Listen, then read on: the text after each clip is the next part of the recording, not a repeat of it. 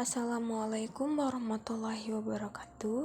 Di sini saya akan menjelaskan terkait dengan materi routing.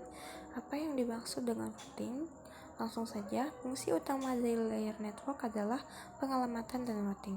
Routing merupakan fungsi yang bertanggung jawab membawa data melalui sekumpulan jaringan dengan cara memilih jalur terbaik untuk dilewati data tersebut.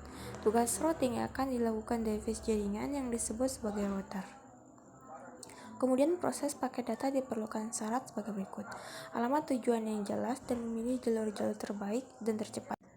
Mengidentifikasi informasi dan sumber, yaitu router mempelajari dari mana informasi berasal serta jalur-jalur yang dipilih selanjutnya. Menentukan jalur-jalur yang mungkin dilewati, yaitu lalu lintas yang dapat ditempuh untuk sampai ke tujuan. Mengatur dan mengonfigurasi informasi routing, yaitu jalur yang akan digunakan bisa terpercaya atau tidaknya jalur tersebut.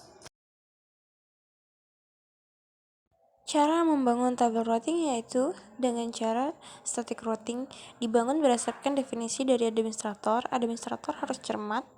Satu saja tabel routing salah, jaringan tidak terkoneksi. Kemudian ada dynamic routing, secara otomatis router jalur routingnya dengan cara bertukar informasi antar router menggunakan protokol ITF. Kategori algoritma dinamik, yang pertama distant vector, yang kedua link state, dan yang ketiga heatbreak. Kemudian kita masuk ke static routing, merupakan sebuah mekanisme pengisian tabel routing yang dilakukan oleh admin secara manual pada tiap-tiap router. Keuntungannya meningkatkan kerja prosesor yang ada pada router, tidak ada BW yang digunakan untuk pertukaran informasi isi tabel routing antar router. Tingkat keamanan lebih tinggi vs mekanisme lainnya. Kekurangannya, admin harus mengetahui informasi tiap-tiap router yang terhubung jaringan. Jika terdapat penambahan atau perubahan topologi jaringan, admin harus mengubah isi tabel routing. Dynamic routing, secara otomatis router membangun jalur routingnya dengan cara bertukar informasi antar router. Kategori algoritma dinamik ada beberapa, yaitu distant vector, link state, dan heatbreak. Routing dinamik distribusi yaitu memperoleh simpul menerima beberapa informasi dari satu router tetangga atau lebih yang terhubung langsung. Iterasi yaitu proses perubahan informasi akan terus sampai keadaan tidak ada informasi yang diberitakan lagi.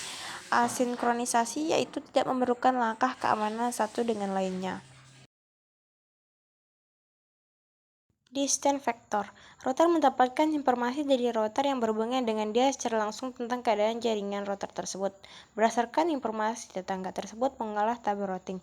Informasi yang dihasilkan adalah jumlah jarak atau hop yang dipakai untuk mencapai suatu jaringan. Adapun cara kerja distant vector, asumsi router keadaan baru menyala, awal router hanya mempunyai informasi tentang jaringan yang terhubung secara langsung.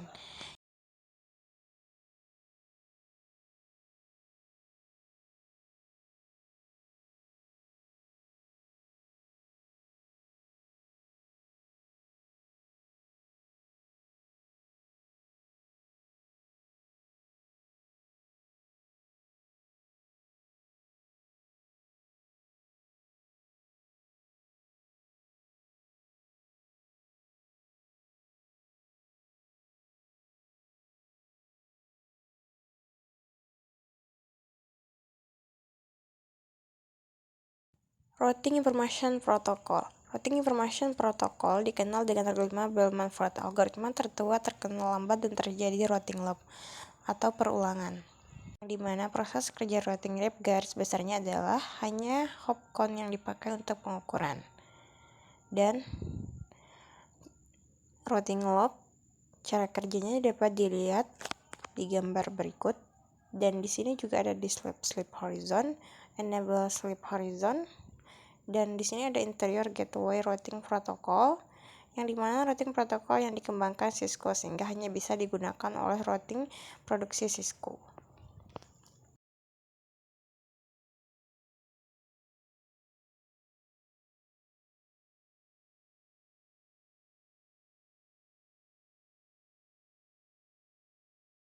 Link states, pada prinsipnya setiap router harus kenal semua router dalam satu autonomous system. Adalah region dari internet yang diatur oleh satu entitas. Adapun cara kerjanya sebagai berikut. Dan tahap-tahap link stage ada setiap router memperkenalkan diri dengan mengirimkan paket hello. Di sini ada proses loading dan di sini ada open shortest span first, di mana kondisi jaringan tidak stabil sebaiknya tidak menggunakan routing OSFP untuk menghindari seringnya proses pembaharuan.